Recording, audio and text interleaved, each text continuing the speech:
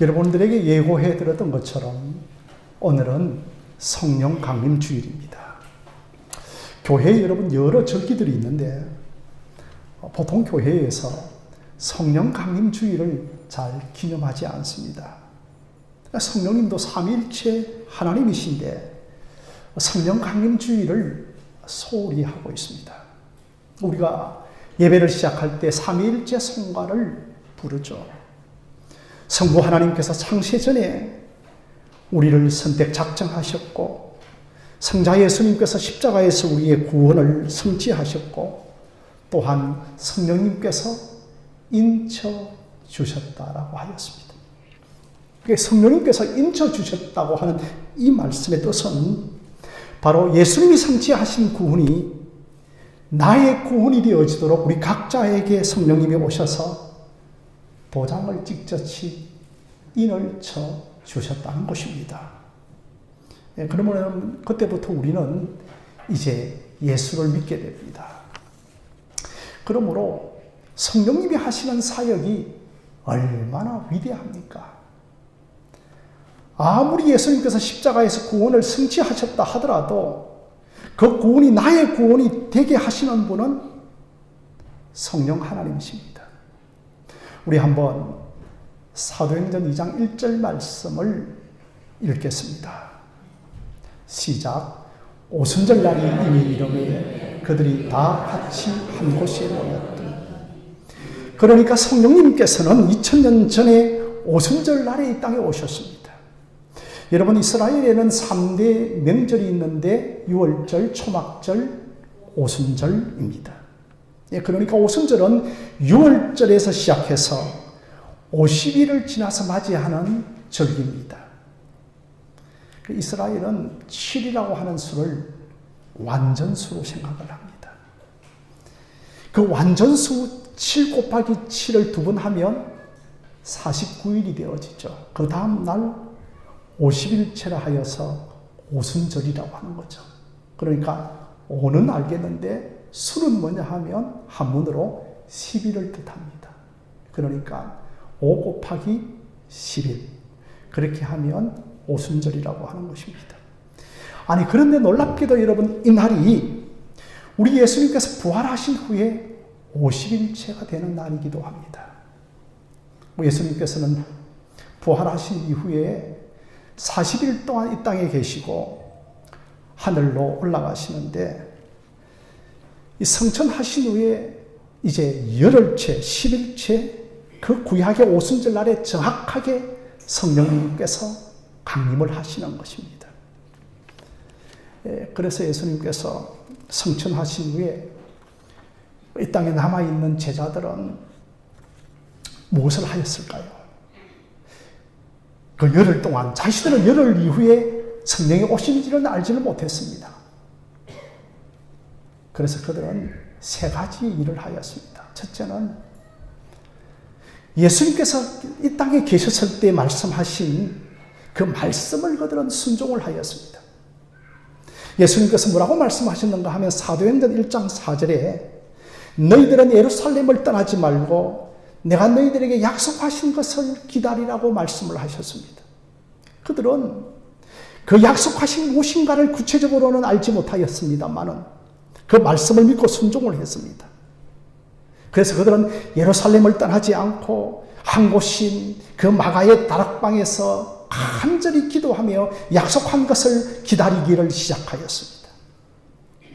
자, 그러면 둘째로 제자들이 무엇을 하였는가 하면 오로지 전혀 기도하기에 힘을 썼습니다. 그들은 모여서 회의를 하고 그들은 모여서 세미나를 개최하고 데모를 한 것이 아니라 하나님이 우리에게 약속하신 것을 주시도록 기도하였습니다. 성도 여러분, 기도보다 더 위대한 행동은 없습니다. 기도보다 더 위대한 응답은 없습니다. 우리가 할 수 있는 최선은 기도입니다. 세 번째로 제자들이 무엇을 하셨는가 하면 마띠아라고 하는 한 사람을 12제자에 편입을 시킵니다. 가룟 유다 자살한 사람을 대신하여서 이제 마띠아를 세우면서 12 완전수를 그들은 채우고 있는 것입니다. 네, 그러면서 이제 120문도들이 하나님께서 약속하신 그 약속을 조용히 기도하고 기다리고 있었습니다. 자, 그런데 1절 말씀에 오순절날이 이미 이르매라고 하는 말씀. 그 날에 약속하신 성령이 임하신 것입니다. 그러니 우리가 오순절날이 이미라고 하는 이 말씀을 보시면 바로 오순절날 바로 전에 오신 것이 아니라 임이라고 하는 것은 정확하게, 임이라고 하는 뜻은 정확하게 오순절날에 오셨다고 하는 것을 말씀하고 있는 것입니다. 그래서 성령님은 오순절날 전에 오신 것이 아니라 그 오순절을 통과할 그 시간 정확하게 오셨던 것입니다. 이렇게 여러분, 하나님은 정확하게 오순절날에 오신 것처럼 정확하게 하나님께서는 일하십니다.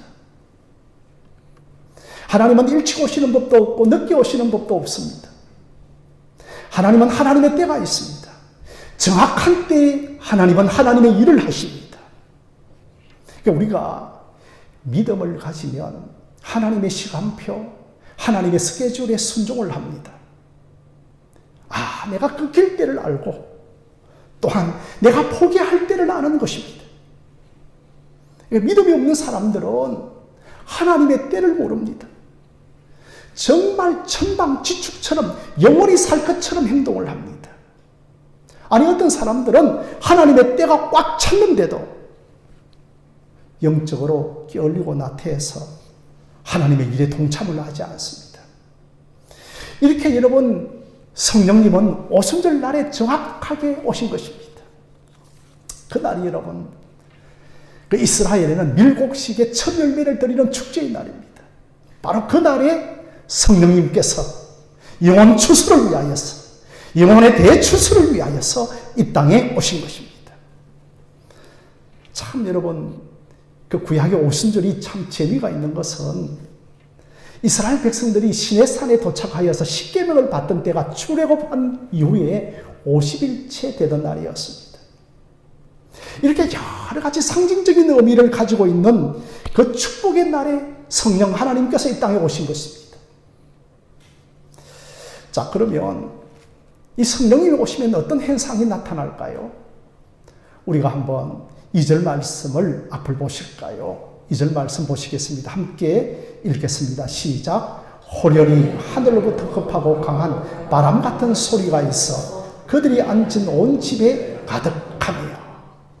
그러니 인간 역사의 무대에 성령님이 정식으로 나타나신 날입니다. 이것은 바로 인간 역사의 무대에 우리 예수님께서 아기 예수로 탄생하신 것과 같은 사건입니다. 성령님이 어떻게 임했습니까? 호련히 하늘로부터 급하고 강한 바람 같은 소리로 임하였습니다. 여러분, 성령님은 영이시기 때문에 우리의 육적인 눈으로 볼 수 없죠. 그래서 급하고 강한 바람 같은 소리로 우리에게 자신이 오셨다고 하는 것을 알려주셨습니다. 저도 어릴 때에 저희 아버님이 한 번씩 이렇게 외출을 나갔다가 이제 밤늦게 돌아오실 때가 있습니다. 그러면 그 어떤 유교적인 어떤 관점에서는 제일 먼저 하시는 말씀이 헛기침을 크게 하고 그 다음에 이제 문이 열리는 소리가 납니다. 그래서 저는 어릴 때에 아버지의 헛기침 소리를 듣고 문이 열리는 소리를 들으면서 아버지가 오셨구나. 그러나 헛기침의 소리와 문 열리는 소리는 아버님 자신의 실체를 드러내는 것은 아닌 것이죠. 상징적인 의미가 되어지는 것입니다. 그래서 우리에게 급하고 강한 바람 같던 소리로 오신 분이 누구십니까? 바로 천지를 창조하실 때에 빛이 있으라고 소리를 말씀하신 하나님 자신이 오신 것입니다. 베들레헴 마구간에서 한 아기로 태어나신 예수님이신 그분이 우리에게 영으로 찾아오신 것입니다. 그래서 성령님이 임하신 것은 크게 세 가지로 말씀드릴 수가 있습니다. 첫째로는 성령님께서는 우리의 청각을 사용하여 우리에게 오신 것을 알려주십니다. 그러니 급하고 강한 바람 같은 소리, 여러분 청각으로 귀로 들려줬다는 것입니다. 실제로 어느 날 사도 바울이 다메섹에 예수 믿는 자들을 사로잡으러 가고 있었는데 갑자기 다메섹 하늘에서 하늘의 음성의 소리가 들립니다. 그런데 함께 간 그 일행들은 그 소리를 듣지 못합니다. 바울아, 바울아, 너가 어찌하여 나를 핍박하느냐라고. 바울이 예수님의 소리를 듣습니다. 급하고 강한 바람 같은 소리를 듣습니다. 바울이 주여 누구시나이까? 예수님께서 나는 너가 박해하는 예수라고 말씀을 하십니다. 이렇게 하늘의 소리를 들어야 됩니다. 이렇게 하나님의 음성을 들어야 됩니다. 이것은 여러분 들어본 자만이 아는 겁니다. 그래서 우리는 너희 귀는 들음으로 복되도다고 하는 겁니다. 귀를 가지고 급하고 강한 바람 같은 소리가 들려지는 여러분들이 되어주시기를 바랍니다. 그러니까 이때부터 이 소리를 들은 사람들은 신앙이 달라지기를 시작합니다. 지금까지 말씀을 소리로 윤리, 도덕, 교훈으로 복받기를 원하는 말씀으로 듣다가 어느 날 갑자기 자신의 영혼에게 급하고 강한 바람 같은 소리로 들려지면서 그 영혼이 꼬꾸라지기를 시작하는 겁니다. 단순한 소리로 들리는 것이 아니라 하나님의 임재의 소리로 들려져야 합니다. 이 급하고 강한 바람 같은 소리는 한 사람이 들었던, 잘못 들었던 환청이 아닙니다. 120문도 동시에 들을 수 있었던 그 하늘의 음성이요 하나님의 숨소리였습니다. 에스겔 선지자가 에스겔 37장에서 하나님께서 그에게 환상을 보여주시는데 골짜기에 마른 뼈 환상을 봅니다. 이 마른 뼈가 한두 해 말랐던 뼈가 아닙니다. 오랜 세월 동안 쩔쩔 말라버려서 비틀어져 있었습니다. 저저 살아날 소망이 없는 마른 뼈 환상을 보았습니다.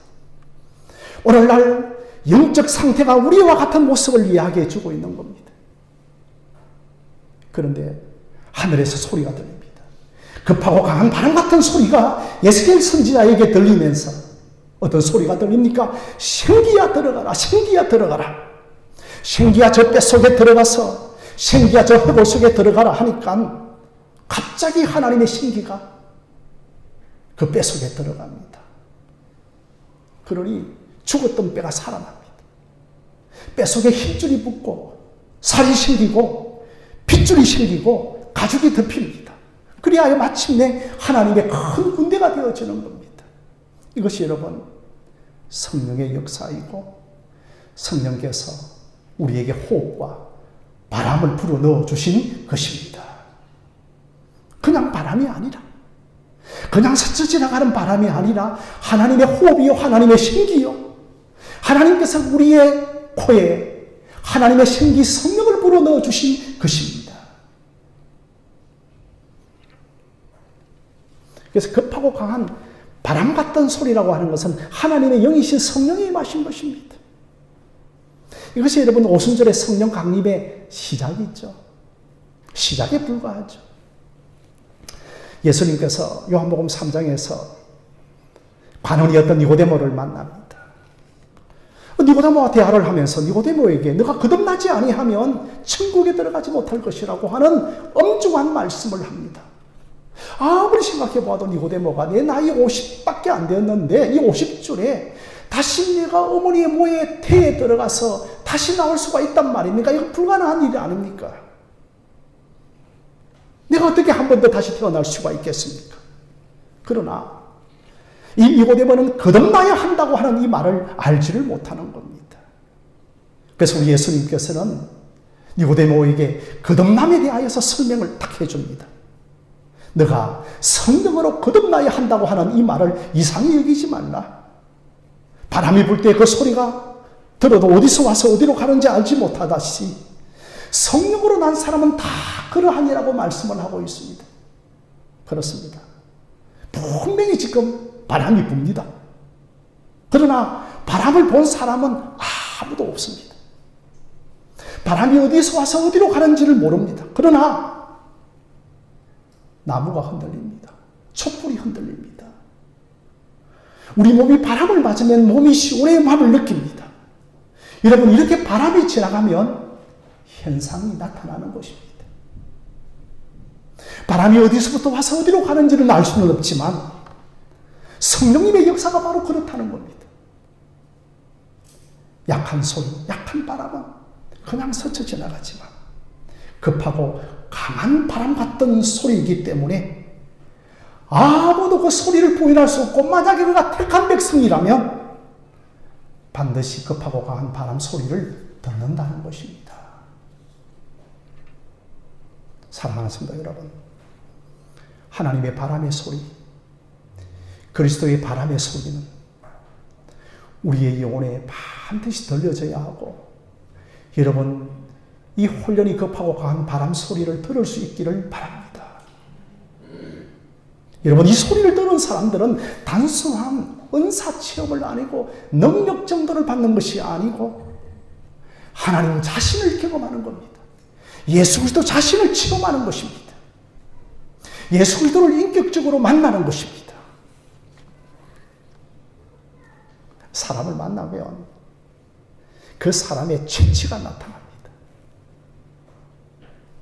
아니, 요즘 우리 젊은이들을 보면 좋은 항수를 많이 쓰기 때문에 이 젊은이들이 잠시 스쳐 지나가더라도 아니, 좋은 항수가 여름철에 체취가 나타납니다. 성령을 받은 사람, 성령이 임한 사람, 성령으로 말미암아 하나님을 제대로 만난 사람은 그 사람에게 성령의 체취, 예수 그리스도의 체취가 나타나야 하는 겁니다. 우리가 백물이 불여일견이라고 합니다. 아무리 가르쳐 봐도 한번 보는 것이 더 낫다라고 하는 것입니다. 그래서 성령에 대해서 100번 듣는 것보다도 그 성령을 한번 체험하는 것이 더 중요한 겁니다. 그래서 120문도들이 마가의 다락방에서 간절히 약속하신 것을 사모하며 기다리고 있었습니다. 그들이 언제까지 열으려고 하는 것은 우리가 알고 있는 숫자지만 그들은 열으려고 하는 숫자를 작정하고 있지는 않았지만 뭔가 오순절 날이 다가올 때 분위기와 느낌이 이상했습니다. 아니, 보통 주일 때의 느낌과 분위기와 달랐습니다. 성령이 임하면 분위기와 느낌이 달라집니다. 성령이 임하면 그 사람의 얼굴과 표정과 쓰는 언어가 달라지기 시작하는 것입니다. 성령이 임하면 하나님의 말씀이 믿어지고 그 하나님이 지금도 살아 역사 계시는 하나님이신 것으로 믿어지기를 시작하는 겁니다. 예배 태도가 달라집니다. 기도하는 자세가 달라지는 겁니다. 말씀을 읽는 태도가 달라지고 사람들과 대화하는 태도가 달라지는 것입니다. 머리로, 사상으로, 철학으로, 교리로 예수를 믿으면 마음의 평화가 없습니다. 감사와 충만이 없습니다. 성령으로 믿으면 살아있는 신앙이 생깁니다. 그것이 바로 여러분 오순절날 제자들에게 임한 사건입니다. 청각으로 제자들을 지배한 시간이었습니다. 둘째로 성령님은 우리에게 시각을 사용하여서 자신이 오신 것을 알려주십니다. 3절 말씀을 우리 한번 함께 보시겠습니다. 함께 읽겠습니다. 시작. 마치 불의 해처럼 갈라지는 것들이 그들에게 보여 각 사람 위에 하나씩 임하여 있더니라고 하였습니다. 마치 불이 해처럼 갈라지는 것을 그들이 이제는 청각이 아니고 시각으로 다 볼 수가 있었습니다. 여러분, 불타는 불꽃을 바라보면 마치 사람의 해처럼 갈라지는 것을 보게 됩니다. 해가 하늘을 향하여 날름달름거리면서 올라가는 것처럼 보입니다. 그런데 이 불이 각 사람 위에 하나씩 다 있었다고 하였습니다. 모든 사람들이 각 사람 위에 임하였던 성령이 불처럼 임하는 것을 다 보았다는 것입니다. 성도 여러분, 이 불이 어디에서 나옵니까? 출애굽기 3장에서 80이 되어진 모세가, 그 모세가 실패하고 좌절하고 외롭고 고독하고 어느 날 자기 자신도 모르게 신의 산으로 올라갑니다. 아니 갑자기 이상한 광경을 봅니다. 나무에 불 붙는 불꽃을 보게 됩니다. 아니 그런데 모세가 불 붙는 불꽃을 보면서 두 가지의 이상한 현상을 발견합니다. 첫째는 불이 사라지지 않습니다. 불이 소멸되지 않습니다. 계속해서 연료를 공급해도 않았는데도 아니 그 불이 꺼지지 않습니다. 소멸하지 않는 불입니다. 또 다른 한 가지 이상한 것은 아니 그 나무에 불이 붙었는데 나무가 불타지 않는 겁니다. 왜 그렇습니까? 하나님의 불이기 때문입니다. 성령의 불이시기 때문입니다. 그래서 모세가 그 불에 이상하게 끌려갔습니다. 사랑하는 성도 여러분, 우리가 성령 받고 성령으로 충만하면 이상하게 성령께 끌려가게 됩니다. 자꾸만 모세가 가까이 끌려갑니다. 그러면서 모세야 모세야 소리가 들립니다. 모세가 내가 여기 있나이다. 모세야 너가 선 곳은 거룩한 곳이니 그곳에서 실을 벗으라고 말씀을 하십니다. 바로 그 불은 거룩한 불이요 하나님의 불이요 죄를 태우는 정결한 불이요 성령의 불입니다. 이 불이 예수님에게 나타납니다. 세례 요한이 세상죄를 지고 가는 하나님의 어린 양을 딱 정확하게 보시자마자 나는 너희들에게 물로 세례를 베풀거니와 그런 장차 와서 불로 너희에게 세례를 베풀어 주실 것이라고 말씀을 합니다. 그러니 성령님은 영원히 사라지지 않는 불이요 능력의 불이요 정결하게 하는 불이요 모든 것을 태우시는 불이요 모든 것을 변화시키는 불인 겁니다. 이 불, 이 성령, 이 성령의 은혜를 사모하고 받으시기를 바랍니다. 받았어야 합니다. 그러니까 오순절 날에 불이 해처럼 갈라지는 것을 모든 사람들이 다 볼 정도로 임하였습니다. 우리는 이 성령 하나님을 사모하지도 않고 이 성령님이 계시다고 하는 사실도 모르고 이 성령의 능력을 인정하지도 않고 있습니다.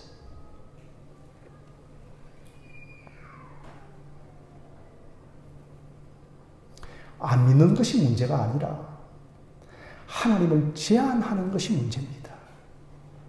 성령님을 안 믿는 것이 문제가 아니라 성령의 능력을 제한하는 것이 문제인 것입니다.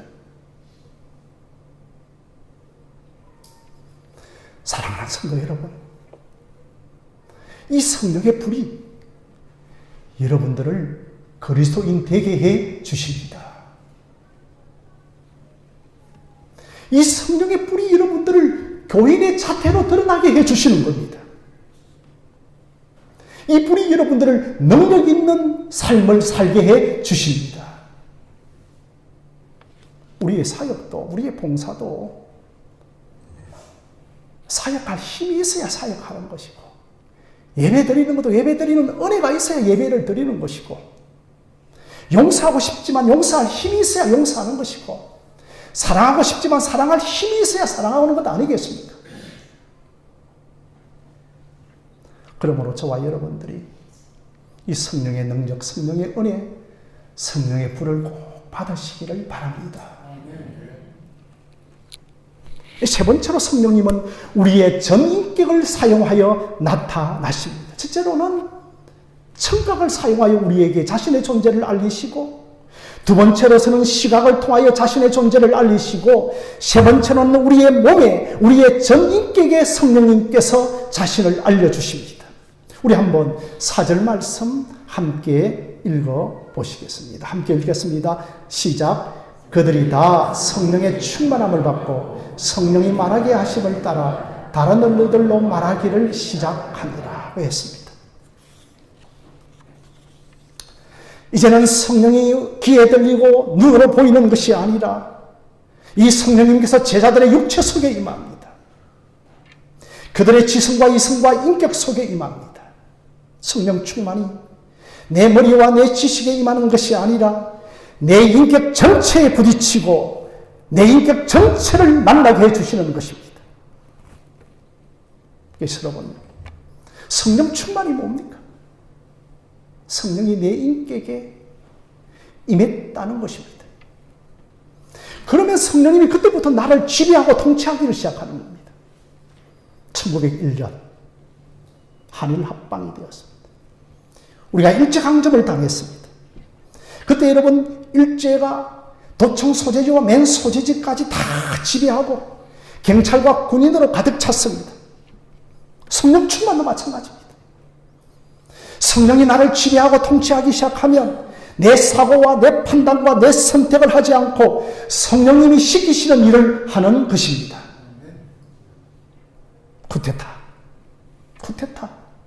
쿠데타가 일어나면 그 탱크를 가지고 무장한 병력들이 핵심 시설을 장악을 합니다. 그 핵심 시설 중에 제일 먼저 장악하는 핵심 시설 중에 하나가 뭡니까? 방송국입니다. 그래야 그 쿠데타의 주도 세력들이 자기 자신의 하고 싶은 말과 하고 싶은 사상과 하고 싶은 개념들을 이야기하고 시작하기 때문입니다. 성령이 나를 지배하고 통치하기 시작하면 성령께서 내게 하고 싶은 말을 하기를 시작합니다.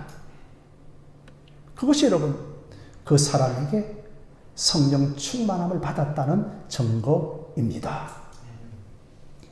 그래서 여러분, 4절 말씀에 성령이 말하게 하심을 따라 다른 언어들로 말하기를 시작함이라고 했습니다.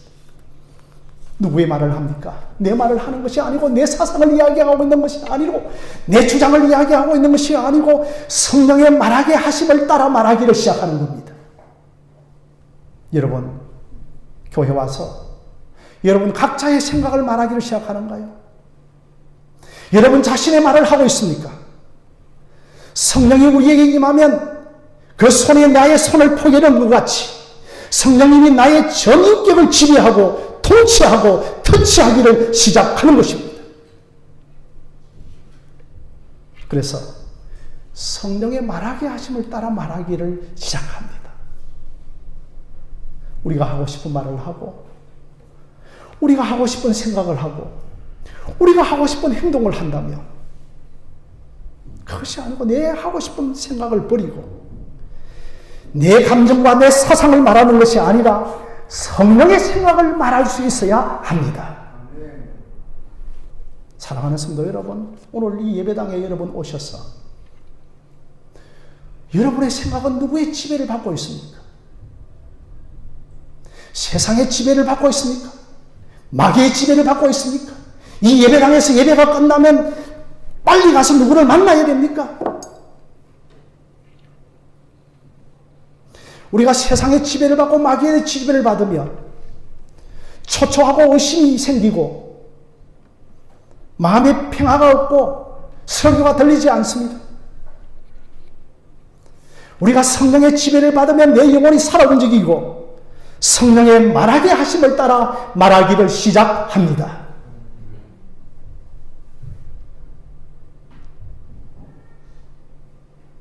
말씀을 정리하고자 합니다.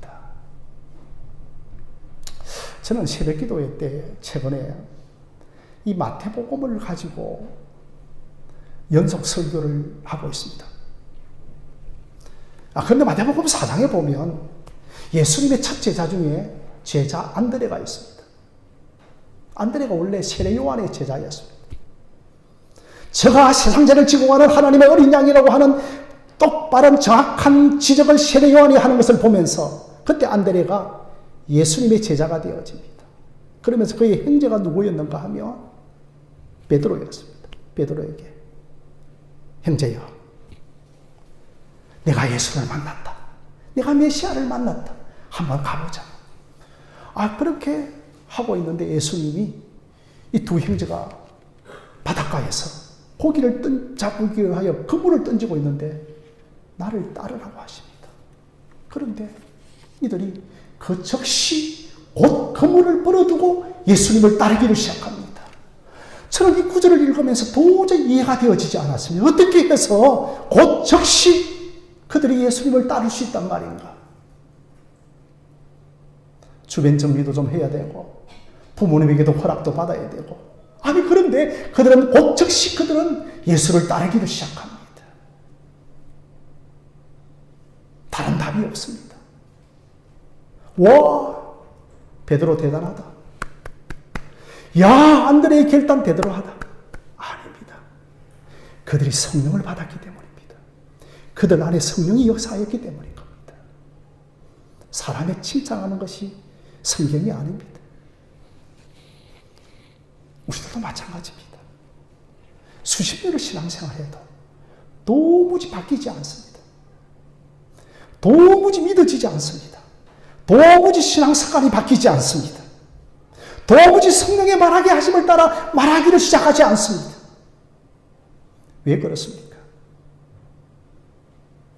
성령을 받지 않았기 때문입니다. 성령이 임하지 않았기 때문입니다. 성령으로 거듭나지 않았기 때문입니다. 성령을 받지 아니하면 내가 주체가 되어져서 신앙생활을 하는 겁니다. 이런 사람은 내가 정한 기준만큼 헌신할 거야. 내가 정한 성까지 예배 드릴 거야. 그 정도까지 예수님을 따라하고 예수님을 의지합니다. 그러나 저와 여러분들이 이제는 성령이 주체가 되어지는 신앙생활이 되어지기를 바랍니다. 그러면 성령님이 내 시각을 지배하고 내 청각을 지배하고 내 전격을 지배하고 내 인생을 이끌어가고 내 장래를 주관하기를 시작하는 겁니다. 그때부터 상상할 수 없이 행하시는 하나님의 크고 놀라운 일들을 여러분의 가정과 여러분의 구속사 가운데서 경험하게 되어질 것입니다.